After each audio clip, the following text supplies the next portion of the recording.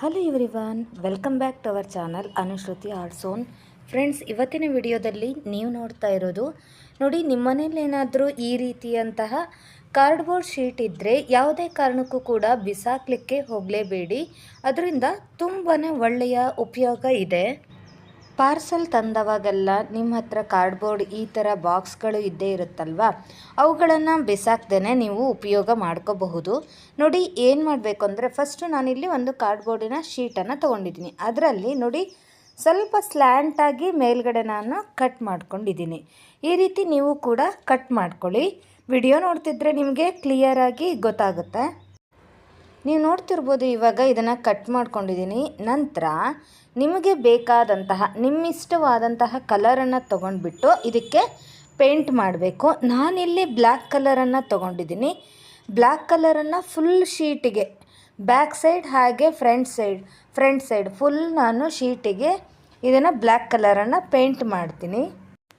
ನೋಡಿ, ಇದು ಮಾಡಲಿಕ್ಕೆ ತುಂಬಾ ಈಸಿ, ಮಕ್ಕಳು ಕೂಡ ಮಾಡಬಹುದು, ಅಷ್ಟು ಈಸಿಯಾಗಿದೆ, ತುಂಬಾ ಚೆನ್ನಾಗಾಗುತ್ತೆ.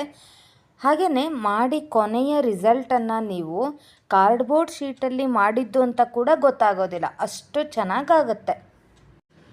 ಪೂರ್ತಿ ಶೀಟಿಗೆ ನೋಡಿ ಇದೇ ರೀತಿಯೇ ಬ್ಲ್ಯಾಕ್ ಕಲರಲ್ಲಿ ನಾನು ಹೀಗೆ ಪೇಂಟ್ ಮಾಡ್ತಾ ಇದ್ದೀನಿ. ನೋಡಿ, ಇವಾಗ ನಾನು ಈ ಶೀಟನ್ನು ಹೇಗೆ ಫ್ರಂಟ್ ಸೈಡಲ್ಲಿ ನಾನು ಈ ರೀತಿ ಪೇಂಟ್ ಮಾಡಿದ್ನಲ್ವ, ಇದೇ ರೀತಿನ ನಾನು ಬ್ಯಾಕ್ ಸೈಡು ಕೂಡ ಪೇಂಟನ್ನು ಮಾಡ್ಕೊಂಡು ಬರ್ತೀನಿ. ಅದು ಕೂಡ ಬ್ಲ್ಯಾಕ್ ಕಲರೇ. ನೀವು ನಿಮಗಿಷ್ಟವಾಗಿರುವಂತಹ ಯಾವುದೇ ಕಲರ್ ಆದರೂ ಕೂಡ ತಗೋಬಹುದು. ನಾನಿಲ್ಲಿ ಇದೇ ರೀತಿಯೇ ಬ್ಯಾಕ್ ಸೈಡು ಕೂಡ ಈಗ ಪೇಂಟ್ ಮಾಡಿಕೊಂಡು ಹಾಗೆ ಬರ್ತೀನಿ.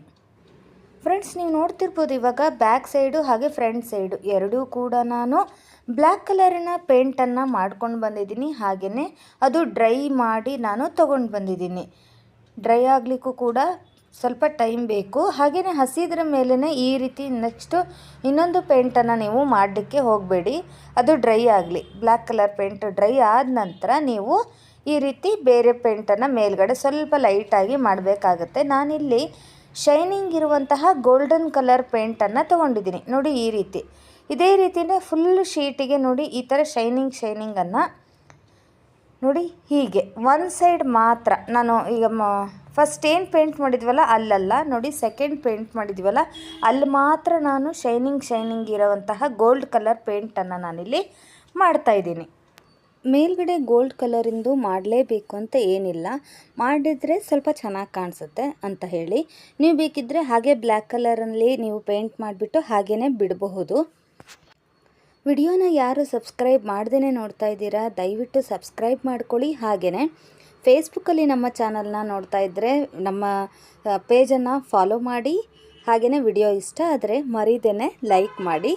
ನಿಮ್ಮ ಫ್ರೆಂಡ್ಸ್ ಆ್ಯಂಡ್ ಫ್ಯಾಮಿಲಿಗೂ ಕೂಡ ಶೇರ್ ಮಾಡೋದನ್ನು ಮರಿಬೇಡಿ. ನಾವೇನು ಕಟ್ ಮಾಡಿ ನಾವು ಬ್ಲ್ಯಾಕ್ ಕಲರ್ ಪೇಂಟನ್ನು ಮಾಡ್ಕೊಂಡಿದ್ವಲ್ಲ, ಆ ಪೂರ್ತಿ ಶೀಟಿಗೆ ನಾನೀಗ ಸ್ವಲ್ಪವೇ ನೋಡಿ ಈ ರೀತಿ ಶೈನಿಂಗ್ ಪೇಂಟನ್ನು ನಾನು ಅಲ್ಲಲ್ಲಿ ಹೀಗೆ ಈ ರೀತಿ ಮಾಡ್ಕೊಂಡಿದ್ದೀನಿ. ತುಂಬಾ ಚೆನ್ನಾಗಿ ಕಾಣಿಸುತ್ತೆ. ಹಾಗೆ ಕೂಡ ಬಿಡಬಹುದು, ಅದು ಕೂಡ ಚೆನ್ನಾಗಿ ಕಾಣಿಸುತ್ತೆ. ನಾನು ಈ ರೀತಿ ಮಾಡ್ಕೊಂಡಿದ್ದೀನಿ. ಇಲ್ಲಿ ನೋಡಿ, ನೀವು ನೋಡ್ತಾ ಇರ್ಬೋದು ಇವಾಗ ಎಷ್ಟು ಶೈನಿಂಗ್ ಆಗಿ ಕಾಣಿಸ್ತಿದೆ ಅಂತ ಹೇಳಿ. ನೋಡಿ, ಇದೆಲ್ಲ ನಾವು ಬೇಡ ಅಂತ ಹೇಳಿ ವೇಸ್ಟ್ ಅಂತ ಬಿಸಾಕುವಂತಹ ವಸ್ತು ಈ ಕಾರ್ಡ್ಬೋರ್ಡ್ ಶೀಟ್ಗಳೆಲ್ಲ. ಅದನ್ನು ನಾವು ಉಪಯೋಗ ಮಾಡಿಕೊಂಡು ಒಂದು ಸುಂದರವಾಗಿರುವಂತಹ ವಸ್ತು ಮಾಡೋದನ್ನು ಇವಾಗ ನಾನು ತಿಳಿಸ್ಕೊಡ್ತಾ ಇದ್ದೀನಿ.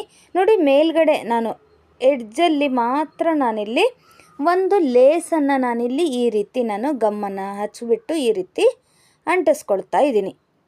ನೋಡಿ, ಹೀಗೆ ನೀವು ಫೆವಿಬಾಂಡ್ ಗಮ್ಮನ್ನು ತಗೊಂಡ್ರೆ ಬೇಗನೆ ಅಂಟಿಬಿಡುತ್ತೆ, ಅದು ಟೈಮ್ ತೊಗೊಳೋದಿಲ್ಲ ಅಂಟೋದಕ್ಕೆ.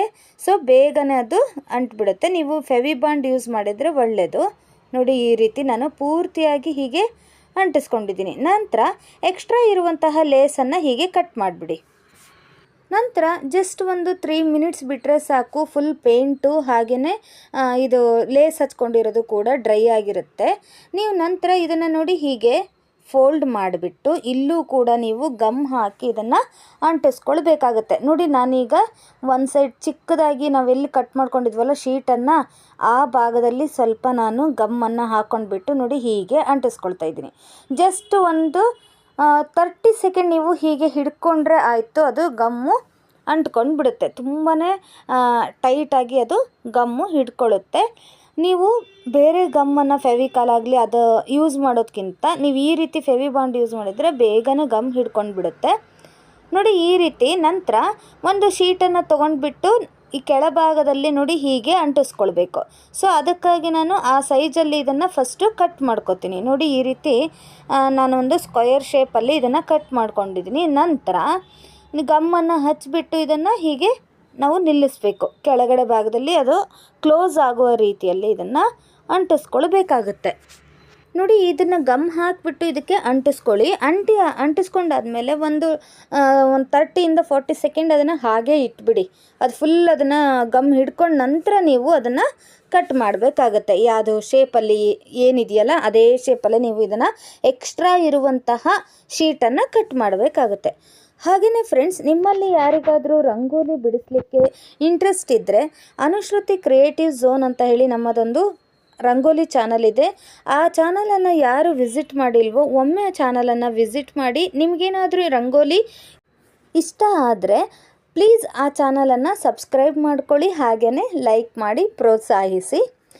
ಅನುಶ್ರುತಿ ಕ್ರಿಯೇಟಿವ್ ಝೋನ್ ಅಂತ ಹೇಳಿ ರಂಗೋಲಿ ಚಾನಲ್ ಇದೆ, ಒಮ್ಮೆ ಆ ಚಾನಲನ್ನು ವಿಸಿಟ್ ಮಾಡಿ ನೋಡಿ.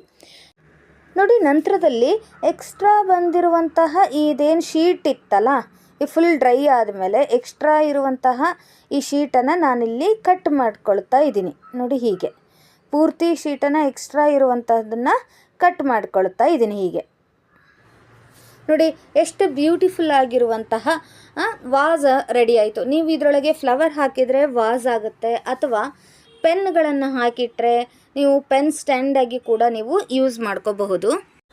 ಅಥವಾ ಡ್ರೆಸ್ಸಿಂಗ್ ಟೇಬಲ್ ಮುಂದೆ ಇಟ್ಬಿಟ್ಟು ನೀವು ಮೇಕಪ್ ಬ್ರಷ್ಗಳನ್ನು ಹಾಕಿಡಲಿಕ್ಕೆ ಕೂಡ ನೀವು ಯೂಸ್ ಮಾಡ್ಕೋಬೋದು. ನಾನಿಲ್ಲಿ ಫ್ಲವರನ್ನು ಹಾಕಿಬಿಟ್ಟು ನೋಡಿ ಫ್ಲವರ್ ವಾಸ್ ರೀತಿ ಮಾಡಿದ್ದೀನಿ. ತುಂಬಾ ಚೆನ್ನಾಗಿ ಕಾಣಿಸುತ್ತೆ. ನೀವು ಕಾರ್ಡ್ಬೋರ್ಡ್ ಶೀಟಲ್ಲಿ ಇದನ್ನು ಮಾಡಿರೋದು ಅಂತ ಕೂಡ ಗೊತ್ತಾಗೋದೇ ಇಲ್ಲ. ಸುಮ್ಮನೆ ಅಂಗಡಿಯಲ್ಲಿ ದುಬಾರಿ ದುಡ್ಡನ್ನು ಕೊಟ್ಬಿಟ್ಟು ಈ ರೀತಿ ವಾಸನ್ನು ತರುವ ಬದಲು ನೀವೇ ಮನೆಯಲ್ಲೇ ಸುಂದರವಾಗಿರುವಂತಹ ವಾಸನ್ನು ತಯಾರು ಮಾಡ್ಕೋಬಹುದು.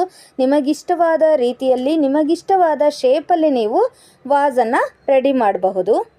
ಹಾಗೆಯೇ ನೀವೆಲ್ಲ ಈ ರೀತಿ ಕಾರ್ಡ್ಬೋರ್ಡ್ ಶೀಟ್ ಏನಾದರೂ ನಿಮ್ಮ ಮನೇಲಿ ವೇಸ್ಟ್ ಆಗಿದ್ದರೆ ಅದನ್ನು ಯೂಸ್ ಮಾಡಿ ನೀವು ಯಾವ ರೀತಿ ರೀಯೂಸ್ ಮಾಡ್ತೀರಾ ಅಂತ ಹೇಳಿ ನನಗೆ ಕಮೆಂಟ್ ಮೂಲಕ ತಿಳಿಸಬಹುದು. ಫ್ರೆಂಡ್ಸ್, ಈಗ ಆಲ್ರೆಡಿ ನಿಮಗೆ ಗೊತ್ತಿರುವಂತೆ ನಮ್ಮದು ಅನುಶ್ರುತಿ ಕ್ರಿಯೇಟಿವ್ ಚಾನಲ್ ಅಂತ ಹೇಳಿ ಒಂದು ರಂಗೋಲಿ ಚಾನಲ್ ಇದೆ. ಯಾರಿಗೆ ರಂಗೋಲಿ ಇಷ್ಟ ಆಗುತ್ತೆ ನೋಡಿ, ಹಾಗೆಯೇ ಬಿಗಿನರ್ಸ್ ಯಾರು ರಂಗೋಲಿ ಕಲಿತಾ ಇರ್ತೀರ ನೋಡಿ, ಅಂಥವ್ರಿಗೆ ತುಂಬಾ ಹೆಲ್ಪ್ ಆಗುತ್ತೆ. ನಿಮಗಿಷ್ಟವಾಗುವ ರೀತಿಯಲ್ಲಿ ಈಸಿ ರಂಗೋಲಿ, ಬಳ್ಳಿ ರಂಗೋಲಿ, ಸಿಂಪಲ್ ರಂಗೋಲಿ, ಗ್ರ್ಯಾಂಡ್ ರಂಗೋಲಿಯಿಂದ ಹಿಡ್ಕೊಂಡು ಎಲ್ಲ ರೀತಿಯ ರಂಗೋಲಿ ಕೂಡ ಆ ಚಾನಲಲ್ಲಿ ನಿಮಗೆ ಸಿಗುತ್ತೆ. ಹಾಗೆಯೇ ಡೈಲಿ ಅಲ್ಲಿ ರಂಗೋಲಿಗಳನ್ನು ನಾವು ತೋರಿಸ್ತಾ ಇದ್ದೀವಿ. ನೀವು ಬುಕ್ಕಿಂದ ರಂಗೋಲಿನ ಕಲಿಯುವ ಬದಲು ಈ ರೀತಿ ನಮ್ಮ ವಿಡಿಯೋಗಳನ್ನು ನೋಡಿಬಿಟ್ಟು ನಿಧಾನವಾಗಿ ಅಲ್ಲಿ ತೋರಿಸ್ತಾ ಇದ್ದೀವಿ, ನೋಡಿ ನೀವು ಕಲಿಬಹುದು. ರಂಗೋಲಿ ಹಾಕಲಿಕ್ಕೆ ಬರದೇ ಇರೋರು ಕೂಡ ಎಕ್ಸ್ಪರ್ಟ್ ಆಗೋದಂತೂ ಗ್ಯಾರಂಟಿ. ತುಂಬಾ ಚೆನ್ನಾಗಿರುವಂತಹ ರಂಗೋಲಿಗಳನ್ನು ಅಲ್ಲಿ ನಾವು ಡೈಲಿ ತಿಳಿಸ್ತೀವಿ. ಯಾರಿಗೆ ಇಂಟ್ರೆಸ್ಟ್ ಇದೆಯೋ ಒಮ್ಮೆ ನಮ್ಮ ಚಾನಲ್ನ ಅನುಶ್ರುತಿ ಕ್ರಿಯೇಟಿವ್ ಝೋನ್ ಚಾನಲನ್ನು ಭೇಟಿ ನೀಡಿ. ವಿಡಿಯೋ ಇಷ್ಟ ಆದರೆ ಮರಿದೇನೆ ಸಬ್ಸ್ಕ್ರೈಬ್ ಮಾಡಿ. ಹಾಗೆ ವಿಡಿಯೋ ಇಷ್ಟ ಆದರೆ ಮರಿದೇನೆ ನಿಮ್ಮ ಫ್ರೆಂಡ್ಸ್ ಆ್ಯಂಡ್ ಫ್ಯಾಮಿಲಿಗೂ ಕೂಡ ಶೇರ್ ಮಾಡಿ, ಲೈಕ್ ಮಾಡಿ. ಸಿಗೋಣ ಹಾಗಾದರೆ ಮತ್ತೊಂದು ಇಂಟ್ರೆಸ್ಟಿಂಗ್ ಹಾಗೆಯೇ ಯೂಸ್ಫುಲ್ ವಿಡಿಯೋ ಒಂದಿಗೆ. ವಿಡಿಯೋ ನೋಡಿದ್ದಕ್ಕಾಗಿ ಧನ್ಯವಾದಗಳು.